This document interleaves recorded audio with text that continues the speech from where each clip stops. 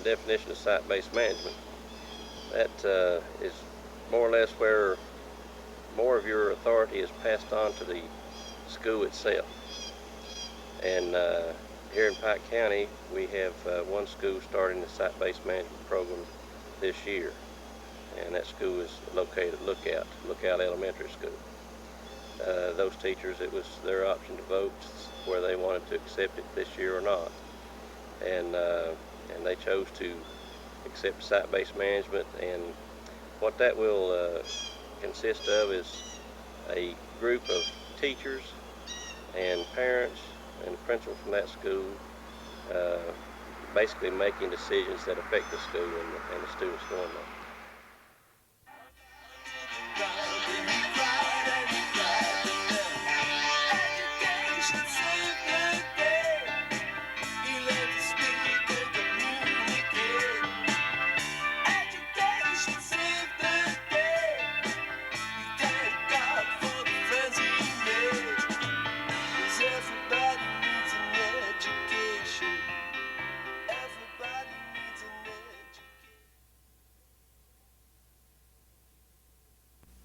I feel that there's a need for looking at education, period, and I think that school councils are a vehicle for doing that, to look at how are students being taught in this school, and what do those students need, what type of faculty do we need, what kind of schedule do we need to keep. And in so many school systems, if they have 10 schools, something that's implemented must be implemented in all 10 schools, and that may or may not be needed. The faculties may or may not be ready for it. The faculties may or may not want it. So to say that every school in the county must do the same thing at the same time has inhibited some schools, demoralized some schools. And for school councils to be able to make those decisions is absolutely a necessity.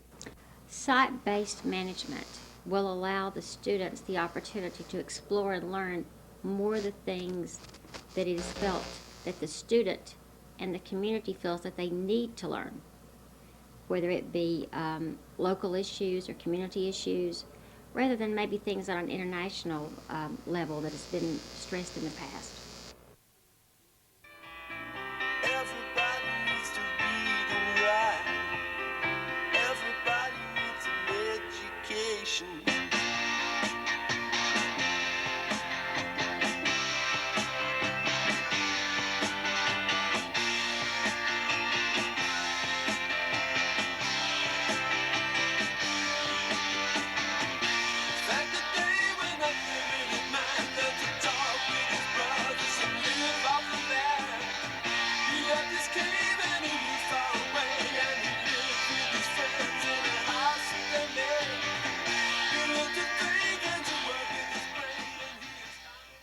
I think that it has integrated the community more with the school and making them work as one.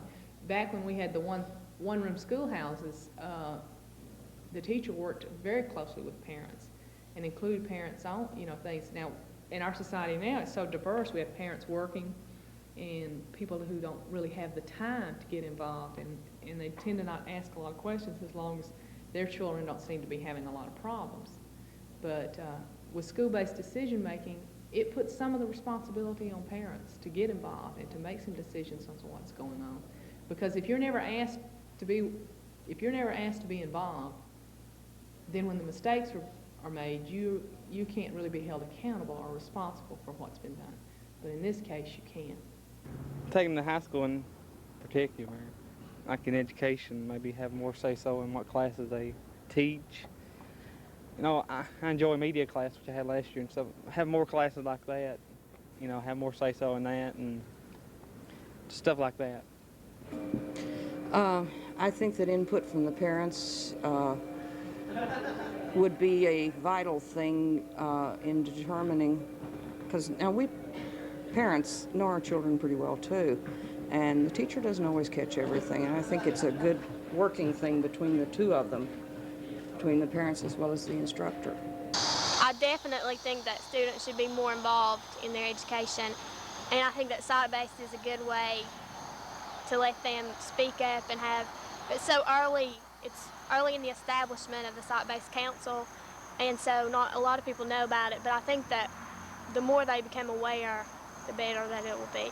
You really become frustrated because I find myself going to class to find out why my son is having problems, and I see the problems from his grades. And then I hear them tell me what a wonderful boy he is and not to be too hard on him, that he'll come around or this type of thing.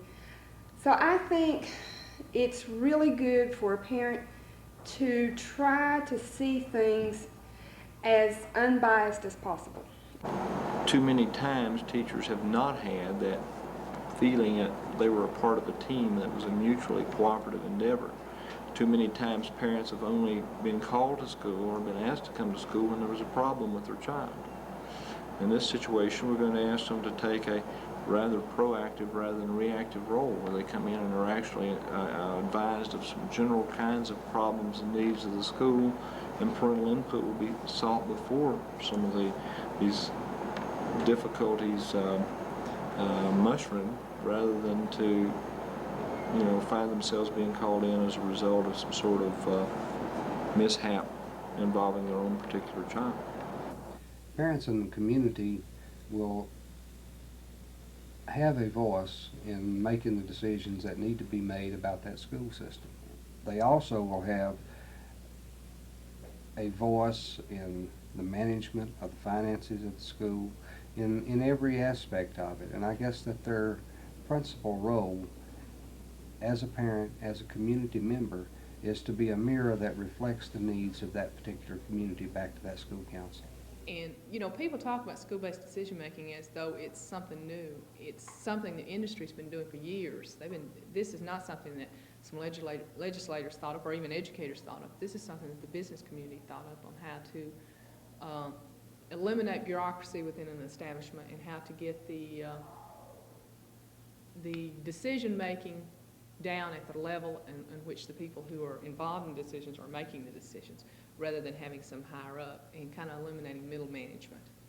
What I think is an ideal situation of site-based management? Well, number one is going to be the cooperation of all groups involved. We're going to have complete teamwork, and we feel like we have a pretty good situation here at Pikeville right now.